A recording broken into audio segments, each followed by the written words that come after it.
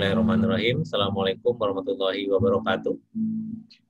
Waalaikumsalam warahmatullahi wabarakatuh. Waalaikumsalam warahmatullahi wabarakatuh. Bertemu lagi kita dalam kuliah kita yang kedua, ini mata kuliah bisnis. Karena kita sudah terlambat, barangkali saya langsung aja kita presentasi ya. Jadi saya langsung share screen saja untuk materi kita hari ini.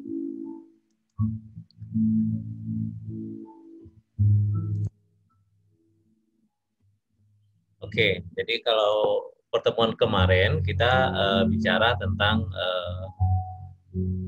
cita-cita santai saja tentang apa topik kuliah kita. Jadi hari ini kita bicara masuk ke materi kita. Jadi materi ini merupakan materi dari Loudon Trevor ya, dari sebuah buku yang cukup menarik dan pas rasanya kita pakai untuk perkuliahan kita terkait dengan e-business. Oke, ini mungkin kita kecilkan dulu deh sini ya. Oke, jadi salah satu yang menarik di materi kita ini adalah setiap kita mau mulai kuliah itu ada yang dia tanyakan gitu. Jadi namanya kelas discuss. Jadi kali ini kita bicara tentang Pinterest. Siapa yang pernah membuka Pinterest ya? Pinterest ini juga salah satu website yang menarik karena di situ kita boleh melakukan jual beli juga ya terhadap gambar-gambar. Jadi Pinterest ini kalau di luar sana sangat menjadi salah satu model penjualan gambar, foto-foto yang menarik. Nah, apakah ada yang pernah beli produk kayak di Pinterest gitu ya, atau menjual sesuatu di Pinterest? Nah, ini salah satu model peluang bisnis yang perlu juga kita ketahui gitu. Kenapa tiba-tiba ada Pinterest? Yang dulu mungkin gambar biasa-biasa saja, sekarang orang bisa jual gambar dan bisa melakukan namanya curation ya, melakukan kurasi terhadap gambar gitu. Dan itu dia jual gitu. Nah, ini ide-ide seperti ini yang perlu kita pahami bahwa melakukan sesuatu bisnis di internet itu betul-betul butuh ide-ide kreatif. Nah, ini salah satu Pinterest ya. Jadi dia gambar yang dia jual dan gambar itu dikurasi sehingga menjadi menarik dan itu jadi salah satu daya tarik untuk berjualan di internet. Lalu kalau di Pinterest kita akan kenal istilah pin ya. Jadi kita melakukan penandaan sebuah gambar. Jadi banyak lagi fitur-fitur yang ada di Pinterest yang akhirnya katanya lebih banyak orang berjual beli transaksi di Pinterest gitu ya. Berdasarkan gambar yang ada di Pinterest. Nah, ini pembuka cerita kita saja bahwa ada ide-ide bisnis yang mungkin di luar perkiraan kita, tapi itu bisa dilakukan. Nah, ini mungkin jadi salah satu alternatif nanti bagaimana kita mulai berpikiran menimbulkan ide-ide bisnis. Kalau kemarin kita sudah bicara sekilas, tapi ini setiap awal nanti kita ada aja topik-topik diskusi. Nah, ini mulai sekarang mulailah berpikir apa kira-kira yang akan kita lakukan untuk berbisnis secara online. Oke, kita lanjut. Oke, kemudian secara e-commerce ya, e-commerce trends e-commerce saat ini, yang pertama adalah e-commerce atau e-business nanti ya akan berkembang tidak lain adalah berkat dari sosial media. Lalu sosial media itu menanjak banyak meningkat penggunanya itu karena ada perangkat mobile. Jadi perangkat mobile, handphone, smartphone itu salah satu yang memicu melonjaknya penggunaan e-commerce di samping media sosial ya. Jadi mungkin kalau dulu waktu saya dulu itu kita mengajarin orang pakai menggunakan email itu seperti apa dan sebagainya. Sekarang kita nggak perlu lagi ngajarin orang email gitu. Kalau dia sudah bisa Facebook aja dia udah tahu email gitu. Jadi media sosial, perangkat mobile itu sangat menjadi pemicu berkembangnya e-commerce saat ini ya, terutama e-commerce ya. Lalu tanpa disadari perangkat mobile itu sudah menjadi rival ya, menjadi tandingan oleh PC. Nah, banyak sekarang perangkat PC tidak terpakai karena sudah bergantikan oleh perangkat mobile. Lalu yang berikutnya juga yang menjadi tren dari e-commerce itu adalah pertumbuhan yang berkelanjutan ya, terutama ada cloud computing. Jadi sekarang itu kita bisa menyimpan data di mana saja gitu dengan cloud computing. Nah, ini juga memicu perkembangan dari e-commerce. Lalu berikutnya big data. Nah, big data itu ternyata topik yang sudah sangat lama gitu. Dan sekarang semakin menjadi tren dan itu juga menjadi pemicu dari e-commerce, bisnis kita. Maka penelitian-penelitian terkait big data ini sangat penting. Jadi mulai sekarang mungkin yang lagi rencana bikin nulis tugas akhir, maka topik-topik tentang big data, cloud computing itu masih menarik. Jadi sangat-sangat diharapkan bisa menjadi topik yang andalan di tahun-tahun ke depannya. Lalu ini beberapa tahun lalu e-book ya. E-book ternyata beberapa tahun lalu itu masih menjadi banyak peminatnya. Sekarang mungkin sudah mulai berkurang saya rasa, karena orang sudah banyak beberapa aplikasi yang lain yang bisa dimudahkan selain dari e-book. Gitu. Namun secara tidak sadar kita ini perlu juga nih mungkin mulai berpikiran juga bagaimana kita menyediakan atau membuat bisnis-bisnis yang terkait dengan e-book ya. Lalu ini yang terakhir, ini yang penting, bagaimana nanti juga kita membangun website ya. Jadi website yang akan banyak digunakan di tahun-tahun ke depan itu adalah yang user generated content. User generated content. Jadi website yang kontennya itu dibuat oleh penggunanya gitu. Jadi seperti Facebook itu banyak peminatnya karena yang isi itu usernya gitu. Yang punya Facebook kan diam-diam aja, dia ibaratnya dia menyediakan fasilitas saja untuk kita, lalu kita yang isi, lalu mereka dapat bisnis di situ kan, orang iklan dan lain sebagainya. Jadi dia menyediakan fasilitas untuk kita berinteraksi di dalamnya, kita menggunakannya, kita mengisi kontennya, dan dia menikmati hasilnya. Jadi ini juga pola-pola yang harus dipikirkan di masa depan ya. Bagaimana kita nanti mau bikin website atau mau bikin aplikasi yang isi itu nanti adalah user, pelanggan kita. Jadi kalau sekarang misalnya kita punya website Politeknik, gitu, yang isi kan orang-orang Politeknik, admin ya gitu kan. Nah kalau seandainya mau kita arahnya ke bisnis, usahakan nanti website kita adalah website yang diisi oleh usernya atau oleh pelanggannya. Nah ini juga tantangan bagi kita nanti. Oke, kemudian itu ya tadi beberapa hal ya yang memicu trennya e-commerce. Nah, mungkin secara sekilas kita melihat ini, maaf saya cepat-cepat aja ya karena kita udah terbatas ya. Ini 30 menit pertama ya tentang sejarah e-commerce. Jadi kalau e-commerce itu sebenarnya waktu kemarin juga saya sampaikan bahwa kita di Indonesia itu paling mulai munculnya sejak tahun 95 ya. Jadi sejak munculnya internet ya. Lalu tanpa disadari juga ternyata e-commerce sekarang dengan teknologi yang ada saat ini katanya pertumbuhannya, artinya perkembangan teknologi itu eksponen rate ya, perkembangannya secara eksponen ya, bukan ukur maju ya, tapi secara eksponen ya, pangkat ya. Jadi sangat cepat sekali pertumbuhan teknologi itu gitu. Nah, itu yang membuat kita harus dari sekarang harus mengimbangi ya. Perkembangan teknologi itu tolak ukurnya pangkat. Jadi bukan tolak ukur urut ya.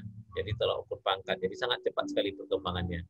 Nah, perkembangan teknologi itu ternyata akan merubah proses bisnis.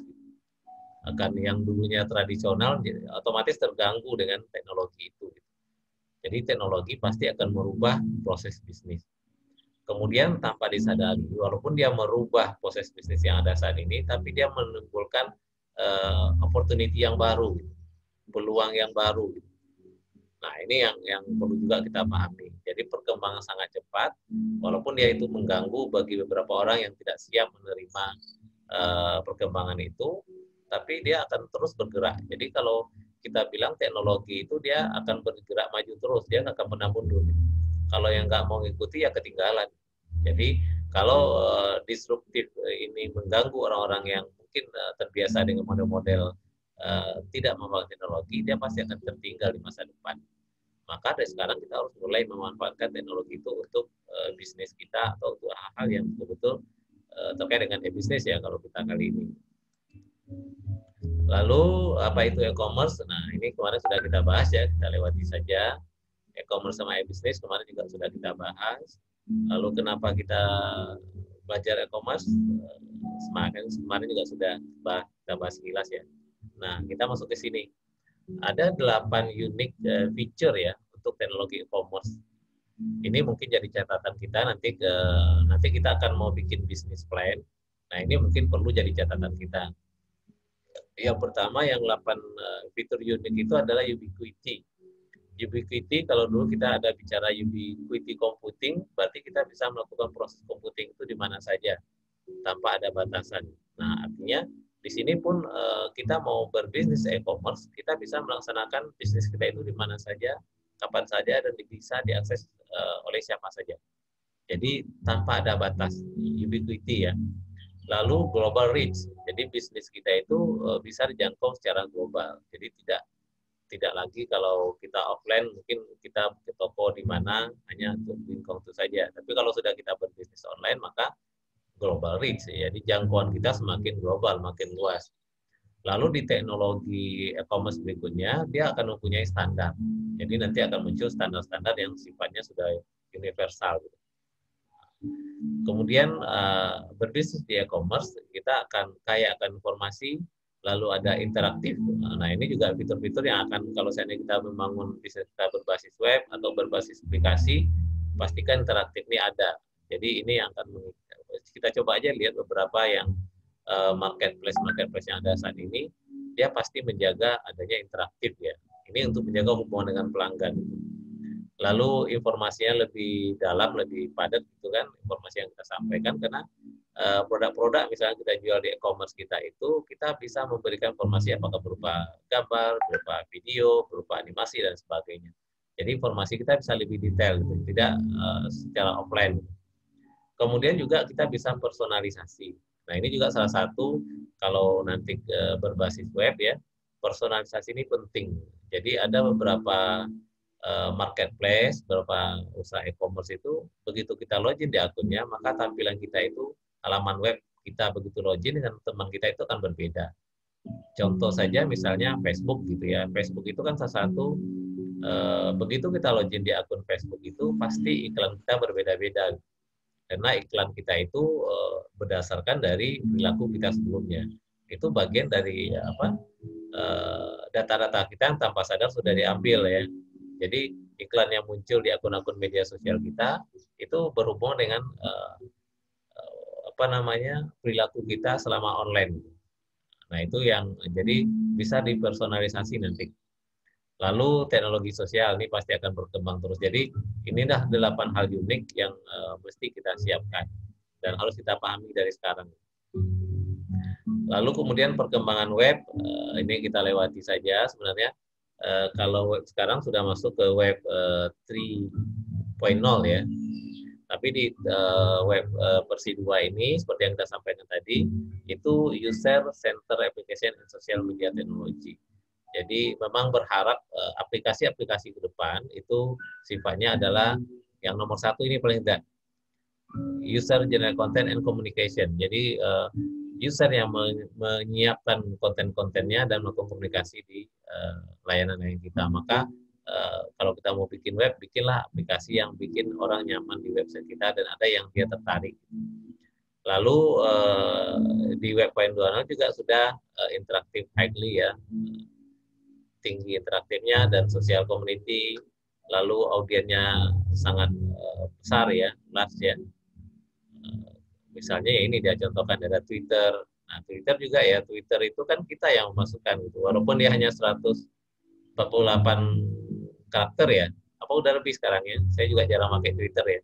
Jadi hanya dengan 148 karakter kita udah bisa berhubungan dengan banyak orang. YouTube apalagi sudah banyak lagi fitur-fiturnya. Instagram sudah mulai banyak fitur Instagram untuk kita berbisnis, ada yang versi bisnisnya ya.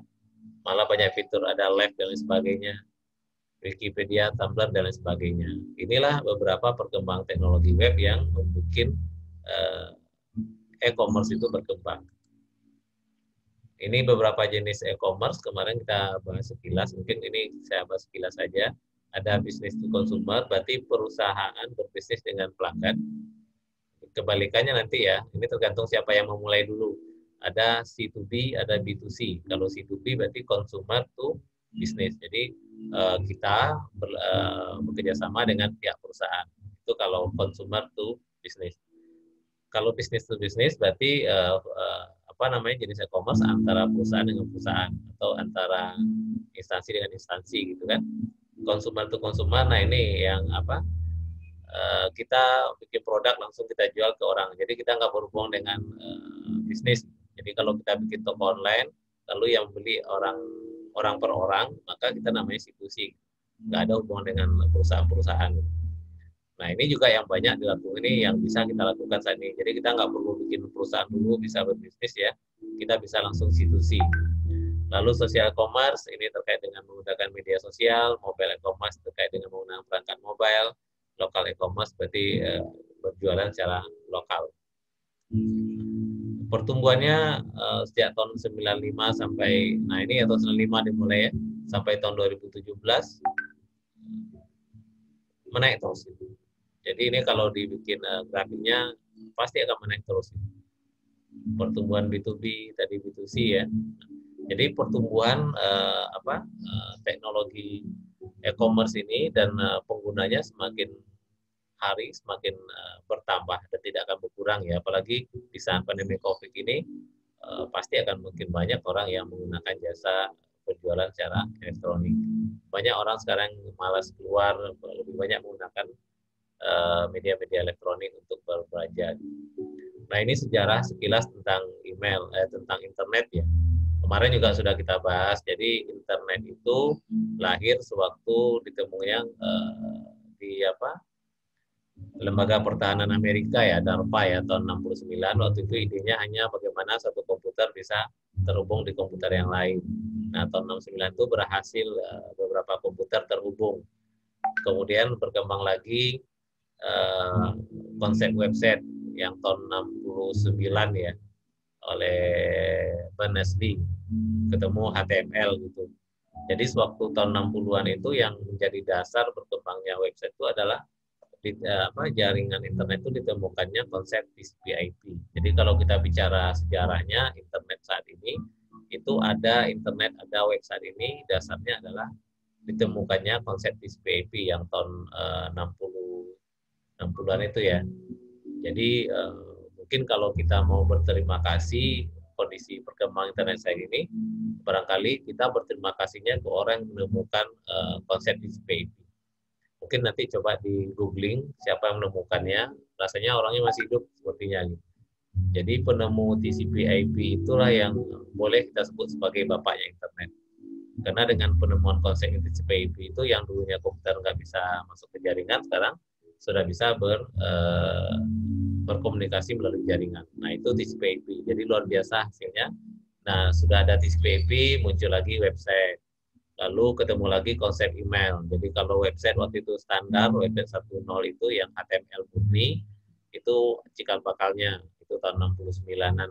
Email juga tidak jauh beda. Setelah itu konsep email ternyata juga ada sejarahnya gitu. Kenapa ada email tuh dikasih tambang function gitu. Ternyata ada sejarahnya. Lalu ketemu lagi file transfer protokol dan seterusnya. Jadi yang melatar belakang utama itu adalah konsep TCP/IP tadi itu. Lalu baru bertumbuhan aplikasi-aplikasi berikutnya. Oke, lalu kemudian website, ini sejarah tadi sudah saya sampaikan ya. Oke, kemudian perangkat mobile. Nah, setelah ada website, jadi yang sangat mempengaruhi juga perkembangan itu adalah perangkat mobile ini. Ditemukannya smartphone.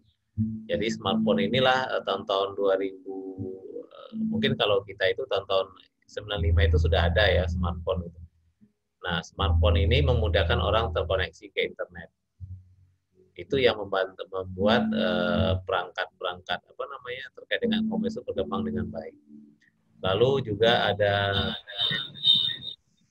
muncul istilah tablet, muncul istilah smartphone dan lain sebagainya. Oke, ini apa nih? Sebentar. Oh, ini kelas discuss ya. Aplikasi apakah masih relevan dengan web? Oke, nanti ini kita lewati dulu. Ini perkembangan e-commerce masih sejarah juga ya. Ada beberapa sejarah e-commerce.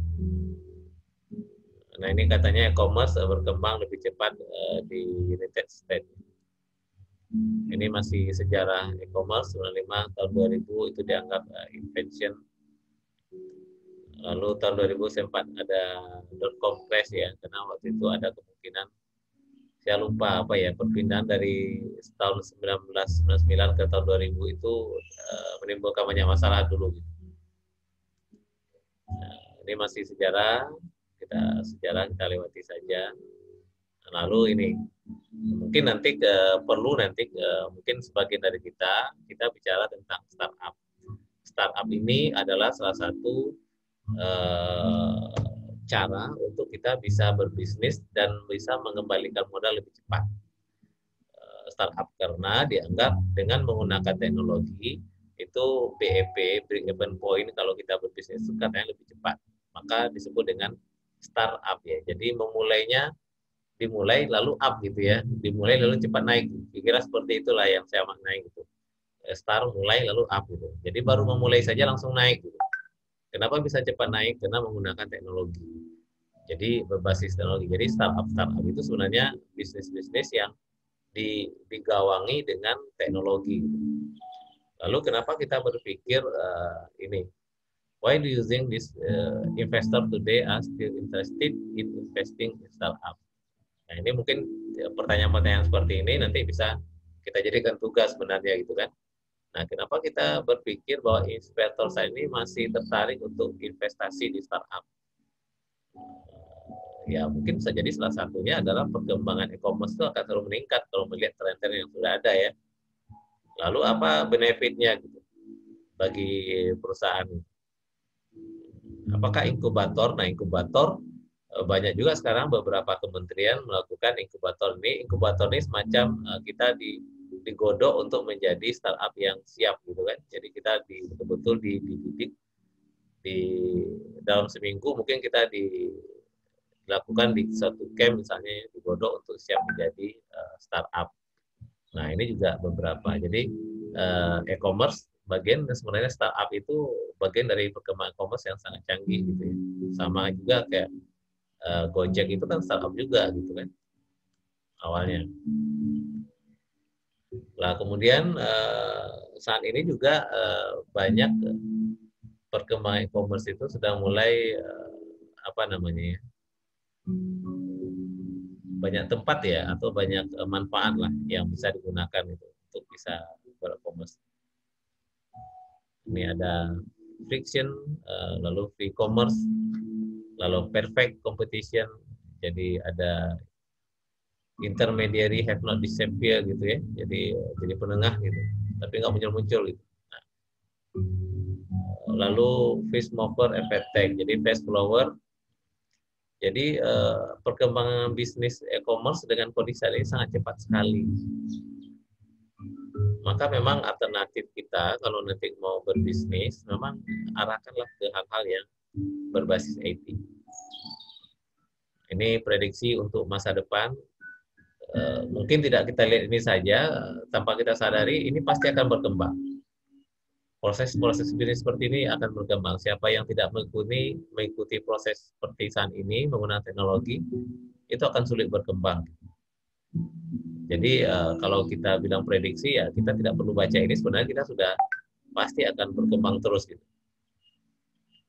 Mulai dari startup, mulai nanti regulasi dan kontrol, biaya dan lain sebagainya itu, biaya mungkin semakin murah tapi hasilnya lebih cepat.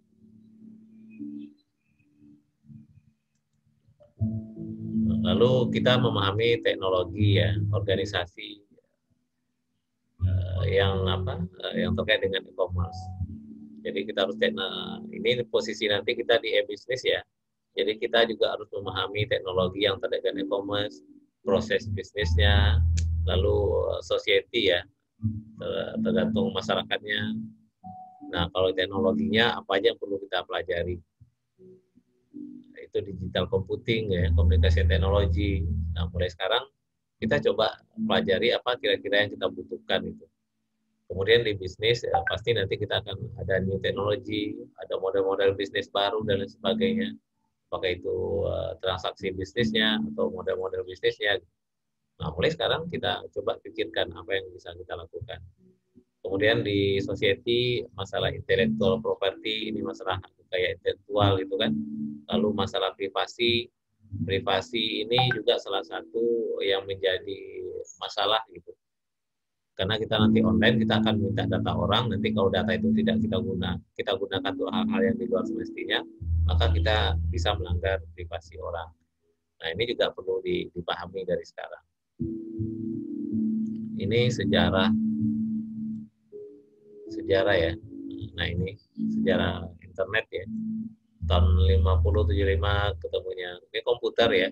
Ini komputernya tahun 50, tahun 75 ini masih pakai payroll. Lalu tahun ini ketemu mini komputer, sudah juga berubah model bisnisnya.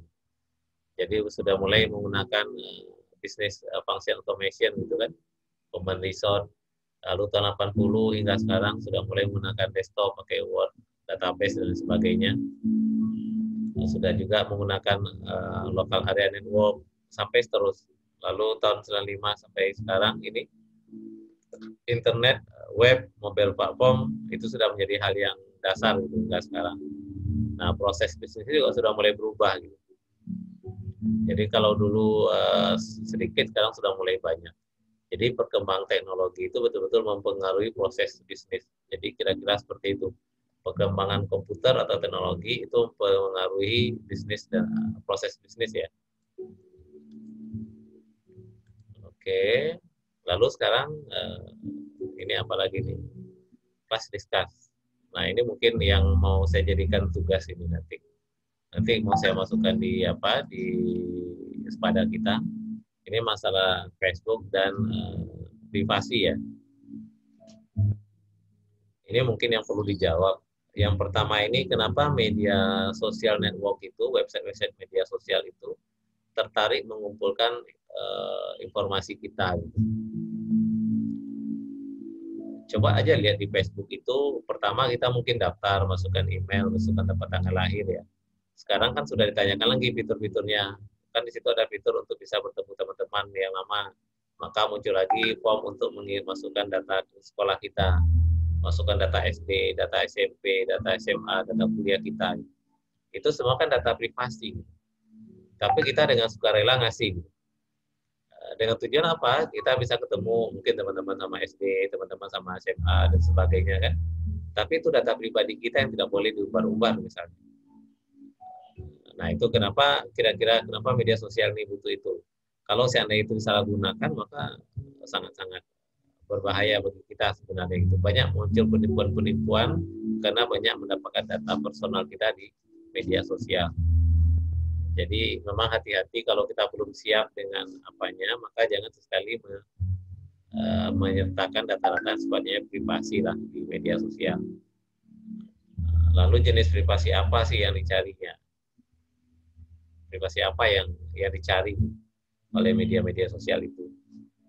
Lalu apakah e-commerce berbeda dengan tradisional market ya? Ini terkait dengan respect-nya terhadap privasi tadi. Kalau pedagang tradisional kan nggak perlu data-data ya, kita belanja langsung dapat. Tapi kalau e-commerce berarti kita nanti mendaftar menjadi member dulu, lalu kemudian diminta data-data yang lain gitu. Ini apakah melanggar privasi? Lalu yang berikutnya, bagaimana kita protect privasi kita di web? Nah, ini beberapa pertanyaan yang bisa kita diskusikan dan nanti ini akan saya jadikan tugas di perkuliahan kita hari ini. Oke, kemudian academic discipline concern with e-commerce ya. Nah, ini yang beberapa bidang kita ini semuanya nih, technical approach. Jadi kalau untuk pendekatan-pendekatan secara teknik, maka butuh orang computer science, orang manajemen, orang informasi sistem. Jadi kita masuk ke sini nih. Lalu perilakunya juga seperti ini, information system, economic, marketing. Ya inilah beberapa hal yang perlu kita kita pelajari lah terkait dengan e-commerce ya. Saya pakai ini. Tadi di awal dia bicara tentang Pinterest. Pinterest.com. Masih ada sampai sekarang ya. Lalu juga dia bahas tentang Twitter. Twitter.com. Lalu Facebook ya, Facebook saya.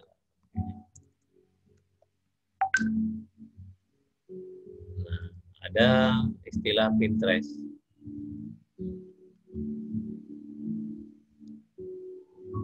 Nah, perhatikan nih Pinterest ya. Ini kita juga bisa mendaftar di sini sebagai member, lalu kita jual-jual produk kita. Nah, ini lagi online ya, atau video ya.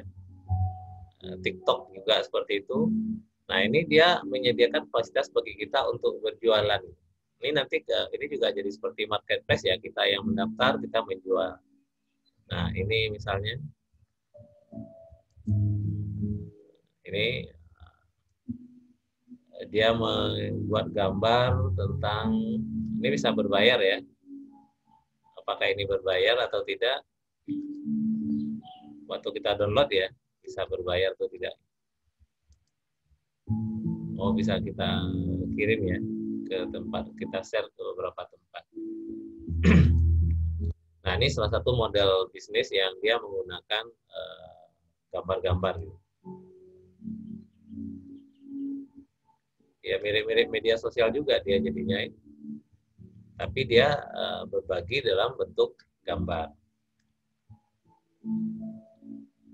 Jadi kalau kita cari-cari gambar, ini ada nanti yang berbayar gitu. Ini kalau kita share,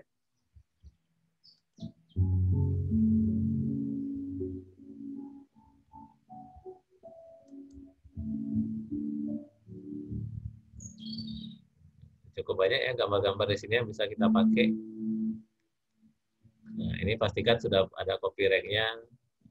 Nah, itu yang pertama. Jadi Pinterest itu kumpulan dari gambar-gambar. Silakan aja coba akses Pinterest, lalu bagaimana cara berbelanja atau berbisnis ini. Lalu Twitter. Twitter, kalau di Pinterest ini kita mungkin kenal istilahnya pin ya. Jadi menandai sebuah gambar gitu. Jadi itu brandnya juga. Tapi kalau di Twitter, begitu kita login, ini saya belum login, kita sering dengar istilah namanya retweet, RT gitu ya, retweet. Lalu sekarang dia bikin tagar yang baru gitu, namanya trending topic. Trending topic itu awalnya di Twitter, gitu. Dan itu ternyata bisnis. Gitu. Jadi kalau kita sudah masuk ke Twitter, lalu kita lihat apa trending topic saat ini, maka itu bisnis. Jadi orang berlomba-lomba untuk menjadi nomor 1 di trending topiknya Twitter. Banyak cara juga yang dilakukan di belakang layar agar masuk di situ. Gitu. Nah, dan itu ternyata banyak yang menjadikan tuh peluang bisnis. Gitu. Jadi karena orang bicara branding ya, semakin berada di atas, semakin banyak orang mengenalnya. Dan jadi promosi yang sangat, kalau perusahaan-perusahaan besar itu menjadi media promosi gitu. Jadi itu juga peluang bisnis ya. Kita kadang-kadang tidak paham ini Twitter ini dapat duitnya dari mana gitu. Pasti dari iklan dan bisnis yang lainnya. Nah, kemudian Facebook. Facebook mungkin tidak perlu kita ini lagi ya. Ini sudah menjadi apa ya, semua orang sudah mulai punya Facebook.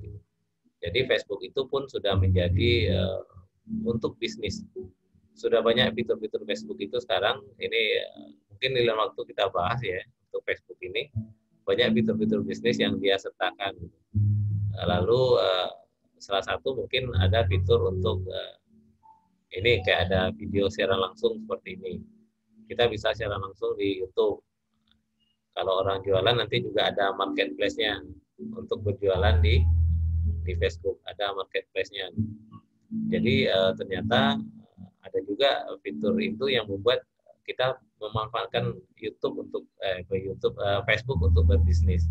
Ini ada marketplace-nya, ada messenger-nya, juga bisa seperti Zoom sekarang ya.